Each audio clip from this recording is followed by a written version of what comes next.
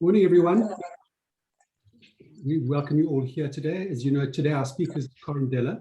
Please also just note our house rules for today. Keep your mics and your cameras muted and off. Please do talk to us though. Use the chat box for any comments or questions that you've got. And I'll moderate for Corin and interject when there seems to be a good time to raise your questions or comments. So please, this should be a conversation. It should be two-way. Feel free to raise whatever questions or comments you think might be useful or interesting, or questions that you might have.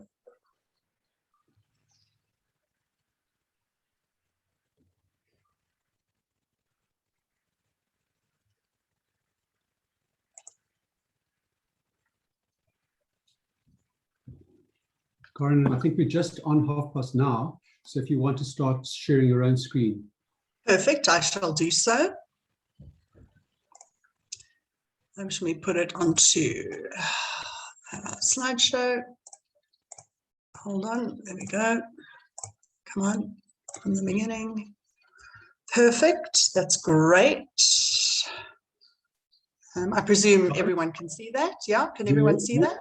We're seeing your presenters. Okay, so let me redo this. New share. Let's do this. Share. Can you still see that? There you go. Now it's perfect. Is it perfect now? Okay, great, good. So thank you very much for inviting me to present. I'm going to turn off my, I don't know. I've been asked to present on how we can use data in the online learning environment to really smartly and more effectively, if you like, deliver better and more personalized training for our students. As you know, and a lot of it was as a result of COVID, there's been quite a big adoption over the last couple of months, but then also over the last couple of years of digital technology to support the learning environment. And as we've gone more and more digital, so we have more and more access actually to data. Now, if you compare the amount of data that we have these days for online learners, and you compare that to the amount of data that we would have more traditionally from, say, the classroom environment, I think you can realize that we have a lot more data.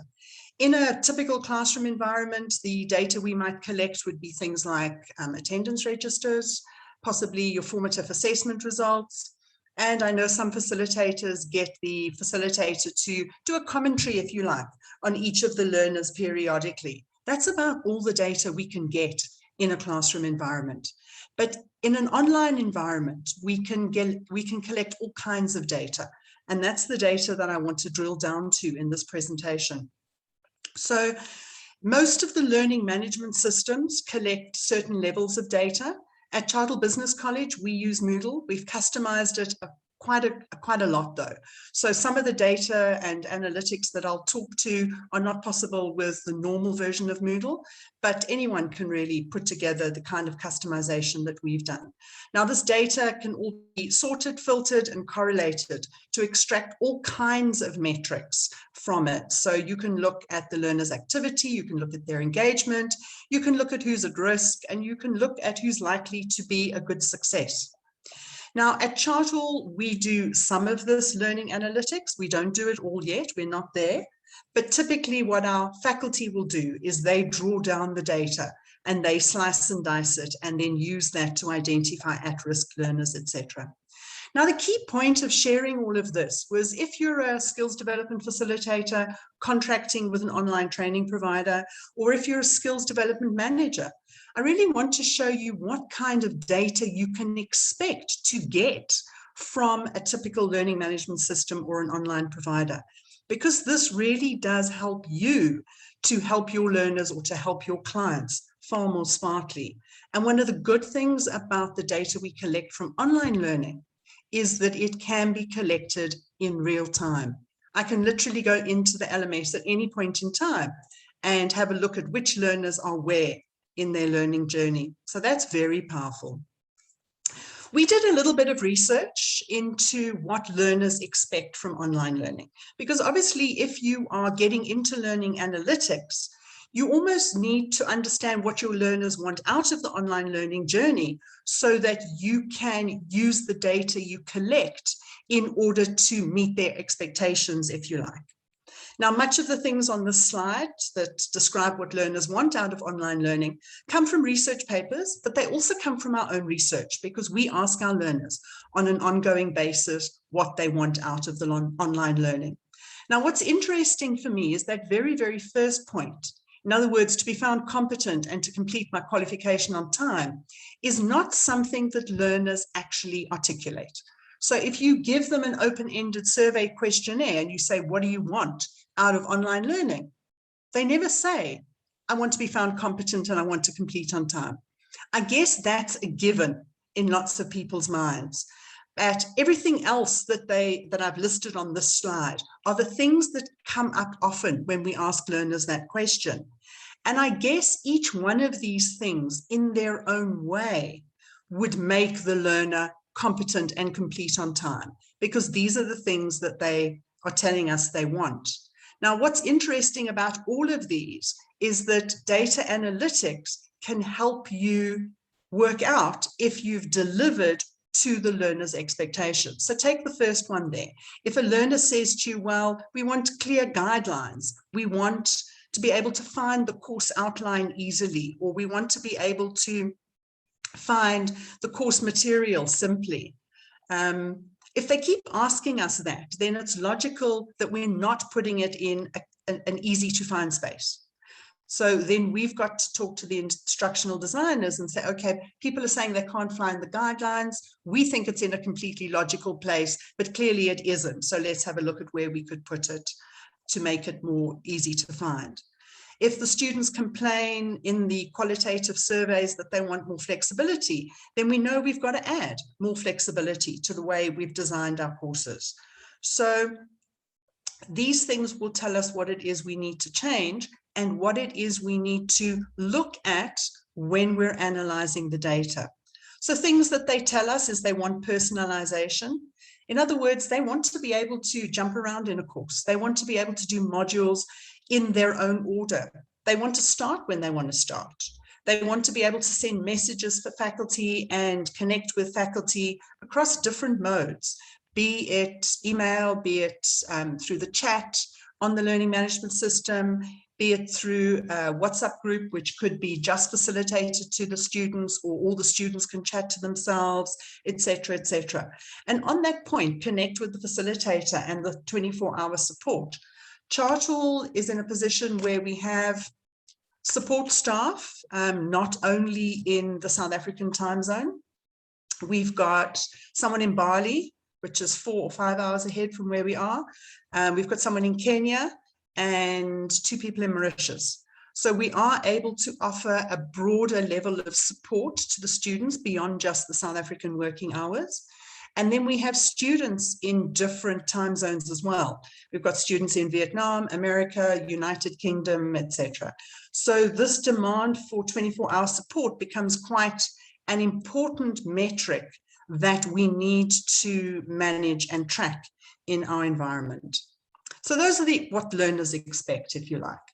Before I go into the actual data that can be collected and where we can collect it from, I just want to give a quick note of caution. All LMSs are not created equal. Many LMSs will have limitations. You choose your LMS depending on what it needs. So it's quite likely that you'll have to get creative in how you find some of the data that I'm talking about. However, consider what I'm talking about and then ask your online training provider if they can deliver those metrics to you, if indeed you find them useful for the reporting for your client. The other thing I just want to mention, and many of you will know this, but I just wanted to say it. We're analyzing course data. Remember that correlation, so if 2 variables correlate, it doesn't necessarily mean that the one variable caused the other variable. So just because 2 variables appear to relate to each other doesn't mean that one causes the other. So for example, if you see a drop in student engagement, for instance, during a certain week, it doesn't necessarily mean that your material didn't engage the students or that your facilitator wasn't engaging. It could simply mean that the students had other work deadlines to meet or other course deadlines, and something else demanded more of their attention that week than you anticipated. So the fact that they dropped off in course engagement doesn't necessarily mean that your materials were bad. It could have been something completely different. So you need to understand the context when you look at correlations between course data and the conclusions that ultimately you might draw. So on a learning management system, the learners enter their information, they work online, and every single thing that they do leaves a little bit of data in the learning management system. So if you think about everything that you do online, the way that Facebook will track the kinds of things you click on and then feed you up more information like that, that kind of information can also be captured in a sophisticated learning management system. So these are some of the tools that you can use to collect learner data. So the first big thing is course evaluations. Now, in a classroom, we might typically do that at the end of a skills program, or possibly even just at the end of the course. Try and do them more frequently online. We try and do them at the end of each unit standard, just so that we can collect both qualitative, in other words, words, we ask open-ended questions, as well as quantitative rating scales where we get numbers and ratios. And then most training providers have a quality management system. And in the quality management system, one of the things is that we should have metrics in there. In other words, we should state targets for ourselves, like 90% of the learners will be competent, or 80% of the learners will report that they could use what we've trained them in their work situation practically within a month. So collect the data and compare it to the metrics that you set yourself up front. Or in some cases, particular clients might say, these are the things I want to assess throughout the training. And then you would put together a course end evaluation or a unit standard evaluation just for that group of students and collect the specific data that the client is requiring of you. Okay. Karen, just a Yes. question from me. Yes. So the possibility exists, obviously, of doing simple things like polling on Yes. a regular basis to check on where learners are, rather than open-ended questions. What's your take on them? Are they a good tool to use them a lot or not so much? So we tend to use a fair balance between qualitative and quantitative. So in other words, a fair balance between polls, which just extract a yes, no, or open-ended. And it goes back to that slide that I showed previously. If you ask students the open-ended question of what do you want out of online learning, they don't give you the obvious. They don't say, I want to pass. They give you a whole lot of other things. So I think open-ended can almost be more insightful, but it does take more effort to analyze the data that you're getting. And again, it goes back to what does the client want from you? In the old days, in the classroom type environment, we used to have those smiley face forms, remember? How was the venue? How was the food? How was the facilitator? Blah, blah, blah, blah, blah. And that was normally just a tick the smiley face or don't tick the smiley face. I think we have the opportunity with the online environment to do things a lot more sophisticatedly than we've done in the past. So I wouldn't just collect qualitative over quantitative or the other way around. I'd use all the tools that are available to us online. Cool, thanks. And do you get, is there a level of learner fatigue if there's a lot more evaluation, for example, a lot of polling? Yeah, there is, and it's not, we don't make it compulsory for them to answer, particularly the individual students. We say to them, at least at the end of the course, you must. But if it's a corporate client and the corporate client specifically wants data, then we say to them, this is a contractual requirement, you've got to do it. Cool, thanks, Karen. Okay. So I've spoken about course evaluations. We also have activity logs on the learning management system, and this is literally the power of online learning. So every time the learner clicks on a particular piece of learning, we call them a learning element or a learning artifact, or every time they click on a video, or every time they open a URL that is linked to a piece of course information, you get a little stamp, a data stamp of that. So we know what they opened, what order they opened, the time that they opened it, so we can see which students are studying after hours, which students are studying in working hours, so we can evaluate when we should be supporting students, for example. We will know how long they remained on a particular learning artifact. We'll know if they preferred listening to the podcast or watching the video.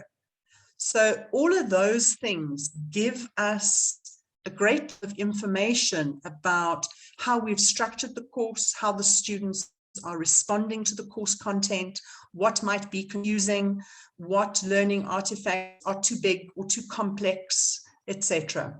So once you've collected all that data from a significant number of students, and you all know statistically you can't really draw conclusions from limited data, but once you've got enough of a sample size, you can start to look at the course design, you can start to look at the order of things. In other words, all the data should trigger some kind of response in you so that you can meet the personalized and support needs of the learners. Then there are quizzes. So for each unit standard, possibly even multiple times within a unit standard, we'll do formative quizzes. These can be automatically scored, and it gives us data on how the students interacted with the assessments and really does give us real-time information on how well the students are doing. So typically in a classroom, you might do a formative at the end of each unit standard, and often then it's too late. But now we have real-time data of how many times they attempted a quiz, how many times they got a question wrong, how much time they spent on the learning artifact which supported the incorrect answer, etc., etc. And all of that data can help us determine if assessments are too difficult or too easy, or if the material is really teaching them correctly. We have a dedicated student support hub, and we've customized our Moodle so that the Student Support Hub can capture qualitative data when they have conversations with students, and we can pull up all that information and slice and dice it for keywords. We can do the same for our forums. So again, it's a way of collecting quantitative data that can be analyzed. So in the learning management system, really just as a summary, there are lots and lots of different sources of data, and it really just is working out where to collect the data to support the learning or the reporting that you need. So just some closing. Yes, sorry, another question from me. If you can just go back to that previous slide. Yes, of course. Yes. I think the issue that I see, and also having worked with learner management systems, is there is a vast amount of data. Yes. And you can't watch all of it. So you basically got to choose what kind of key points you look at to tell you whether there are issues or whether things are working smoothly. So that brings into dashboard. What's your dashboard that tells you where to go and delve deeper? That's the one question, or one consideration. The other one is understanding that wealth of data. Sounds like you probably need an AI to help you interpret data and to highlight the areas to look at. Do you have any thoughts on those two issues? Okay, so when you talk about the dashboard, are you talking about a learner's personal dashboard or a project manager's dashboard? Look, it could be either. You know, somebody's looking in at what's happening with an individual learner or with a learner group. And you then want to say, well, you know, is this group basically on track? And where are the problem areas that I need to go and see what's really going down? So that for me is a dashboard. And it's finding out, so what actually do I check in my dashboard? So it depends on your stated purpose for the metrics. In other words, what behavior are you trying to influence or track in a particular group? And again, that goes back to the conversation you've had with the client. So if the client tells me they are concerned that the learners are going to spend too much time learning after hours, we'll track when they access the LMS.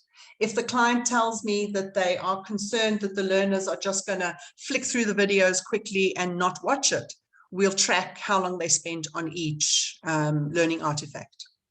If the client tells me they So whatever it is, we are deliberately tracking from our own metrics point of view. I'll give you an example. We have a lot of individuals who enroll. So they're not company sponsored, they are paying for themselves. So we track where they are in their payment schedule versus how much of the course they've accessed. So it really does depend on the questions that you're asking yourself as to what data you would filter. Because yes, there's too much. Yeah, I get that picture. And then are you all working with AI to help you review on an ongoing basis the data and highlight issues? So we do with the qualitative data, and it's early days for us. One of the customizations we've done to Moodle is we have got a student record, a qualitative student record. So on each student's profile, the Student Support Hub can go in and make keyword and make comments. So if I pick up a call from a student and it's about something, I can log that into the learning management system. And if somebody else picks up a call from a student, because we all work remotely, then they can go into the student's record, a bit like a CRM, and see what other conversations have been had with that student.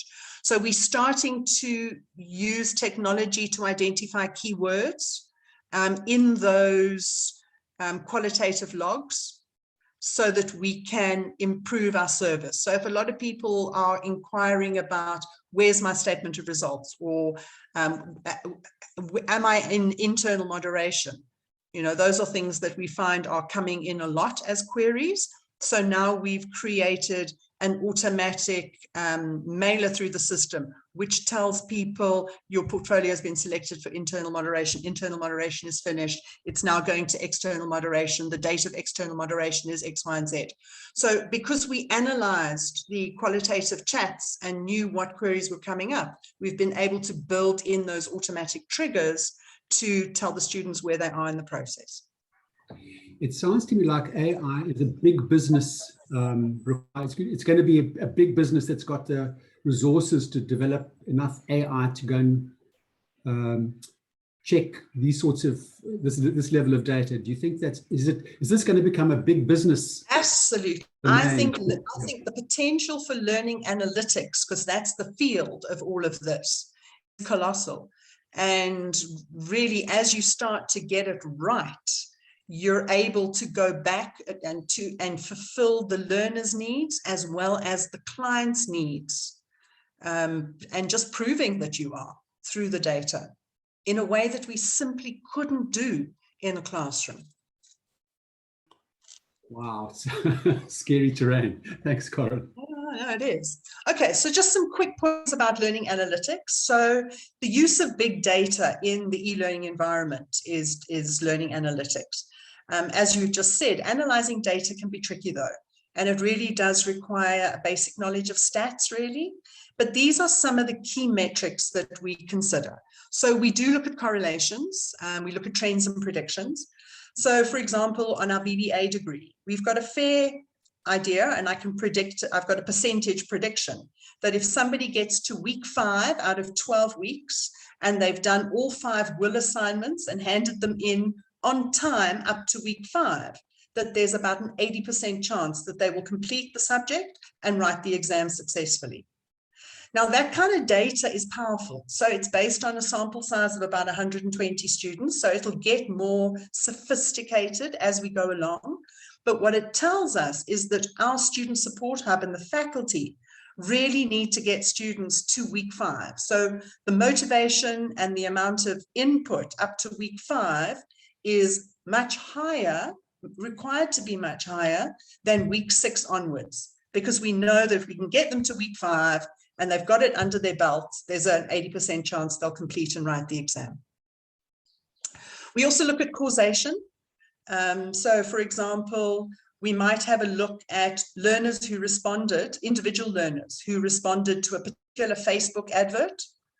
We'll correlate that data. We'll say that they are maybe 40% less likely to complete a qualification successfully. And that could be because the course details weren't particularly clear in that advert, or maybe it made a promise that wasn't right, or we didn't state the entry requirements correctly. One of the points about this is that you can't just analyze data in a silo. Your learning data, in other words, your Moodle data or your LMS data, needs to integrate with your marketing data, with your CRM data, with your results data, etc. If you've got all your data in different silos, then you can't make this kind of prediction or causation claim across functional areas. So we've been working very, very hard over the last 2 years to put all our data in one place, in one database. So that allows us to do things like track payments, and we've got a correlation between payment and learning engagement. So typically a student would pay a deposit in our context, and then they would pay 3 or 4 payments over the following months. And we can see that if somebody stops paying, there's a fair chance that they've stopped engaging. And if somebody starts to stop engaging on the LMS, that can be a trigger and a warning that they might pay their next installment at the beginning of the month. So the Student Support Hub is primed to check the engagement numbers. If they fall below a particular trend line, pay them, give them a call to make sure that the next payment is collected, for example. So those are the kinds of things that we look at. One of the in its early stage is research we're doing into learning styles. We are profiling for some students, profiling their learning style by getting them just to do a free online test.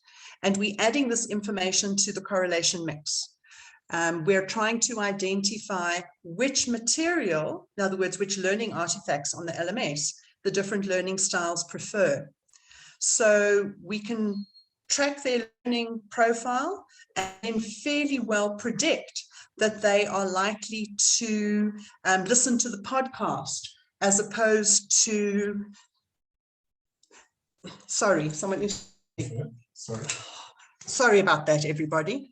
So we identified the learning styles, and then we know that they're more likely to watch the video, they're a visual learner, as opposed to listen to the podcast. So what we've started to do is all our material is available either as a video or as a podcast or as text. And we're identifying which of the different learning styles are more likely to engage with the different kinds of material. And then we're not here yet, but the algorithms, the use of algorithms or artificial intelligence or adaptive learning is really just another development that's on the learning analytic horizon.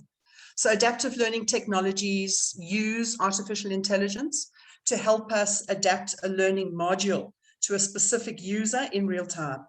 And then based on we can track their performance. So data from learning analytics can be applied immediately to optimize each person's e-learning experience.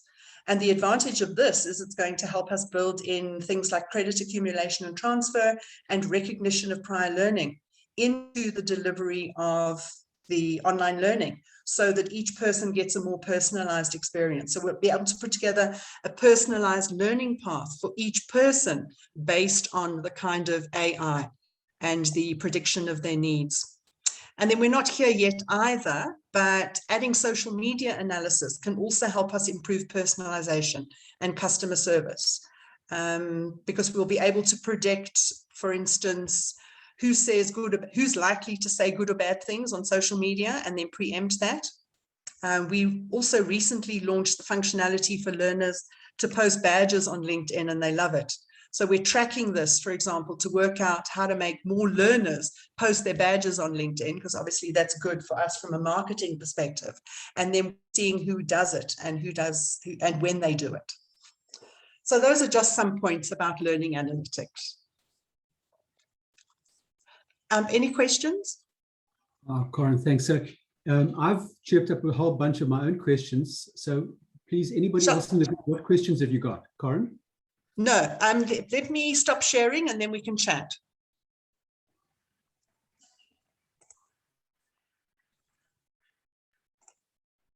Okay. No, it's all quiet so far. Okay. I think everybody might be a little bit overwhelmed. Sorry. Comment from Sharon. from here for saying, thank you, Corin, excellent presentation. Completely agree. Anything else from anybody else in the group? I see Angelica's put up the link for CPD points.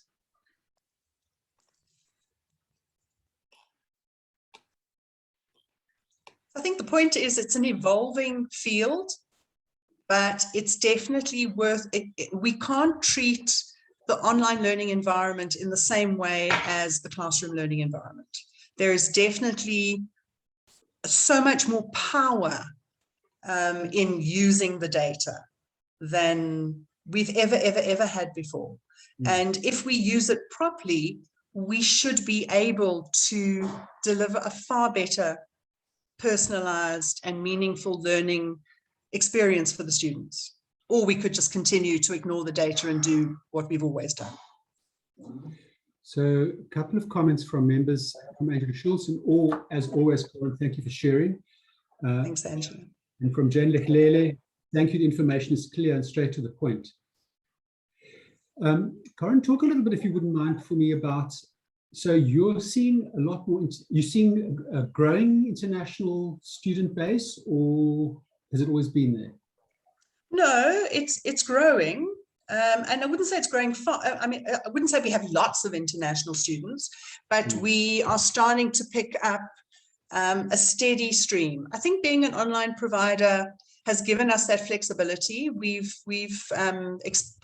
sort of experimented a little bit with some marketing in Africa and internationally. A lot of the students are South Africans who happen to be overseas, so they want a South African qualification. But we are starting to see, particularly now with the rise of the African continent qualification framework, a lot more interest in South African, well, ours in particular, being online qualifications. And so are you offering wider than South African qualifications? No, we're not. But with the African Continental Qualification Framework, there's now that greater flexibility and recognition across the African continent. Oh, I see. So, yes, so they've released, I'm digressing. But that's very interesting. Because I've myself always thought that we're going to see more and more of that, people looking wider than so borders. JET has done a mapping exercise of 41 African countries, and they've mapped the NQFs, the various NQFs, and the next step then would be to map the qualifications. So whereas SAQA currently has to go through the process of foreign evaluation of even African qualifications, over time it's going to be automatic, because there'll be the central body, if you like, called the African Continental Qualification Framework, where you will be able to immediately say that's a South African Banking 5 qualification, it's accepted here. Wow. So now there's a bunch of comments and questions. Sipiwe Chabalala, thank you, Doctor. I'm fascinated from informative and eye-opening presentation. Then from Sharon van den Heerfer. Hi, Corin, are you going to provide sessions for providers to teach them more about Moodle with limited experience? Notice question. You can say no. Yeah, I mean, so the truth is we have an internal developer, 2 internal developers, and us as faculty just go, gee, wouldn't it be nice if the LMS allowed us to capture unit standard results per unit standard? And then we just say that to the techies, and then like a couple of months later, it's there. So I'm not a technical person. I'm just this would be nice if it would do X person. Then from Timothy Fashoon, quite an informative presentation from Emmanuel. Chartwell is really doing well. Feedback is efficient, ongoing student support through the online system. So that's a nice accolade. Oh, that's nice. Thank you, Vilma. Corin, I think we're out of time. It's already past 10. So let me thank you very much for sharing that with us. It's been really informative, and I echo what they're saying. Thank you very much. It's a pleasure. Thanks, everyone. Bye-bye then. Cheers. Bye.